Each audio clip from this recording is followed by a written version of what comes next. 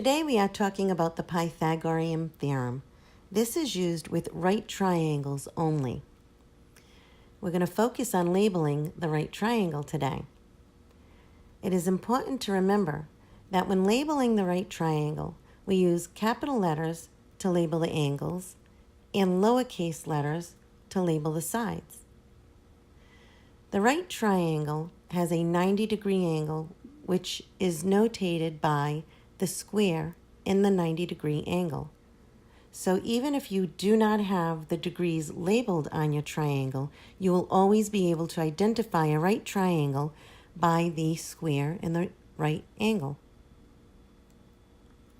Let's go ahead and begin labeling our triangle. I always begin with the 90-degree angle, and that angle will always be labeled with the capital C. Let's go ahead and label our other two angles.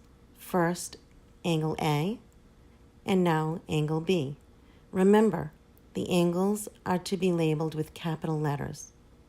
In order to label our sides, we will begin at an angle, so let's start with angle C, and draw an arrow across to the opposite side, and we will label it lowercase c. This side is also known as the hypotenuse. The hypotenuse is always across from the 90-degree angle, and it is the longest side of this triangle. Let's go ahead and label side A.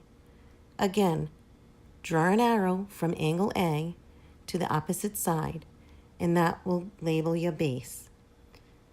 And with angle B, if we draw a line across to the opposite side, we can label that side with a lowercase b. So now we have labeled the triangle.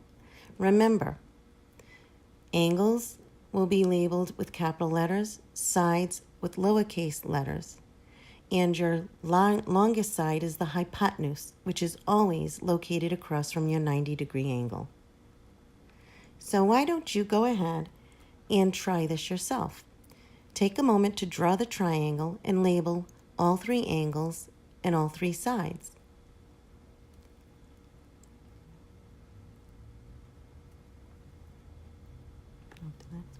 So, did you remember to start with the right angle and label it capital C?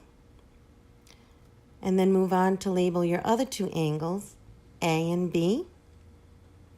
And then go ahead and draw a line across from your angle C so you could identify side C, which is also your hypotenuse. And then you can also draw a line from angle A to the opposite side to identify side A, and the same thing with side B. Draw a line across from angle B to get your side B. Now you have all three angles and all three sides labeled correctly, and don't forget your hypotenuse. I hope this is what you had on your paper as well. If you would like a sheet to go along with this video, feel free to go to bit.ly/labeltriangle and download a free copy. I hope you enjoyed this video, and we'll see you for more information on the Pythagorean theorem in future videos. Have a good day.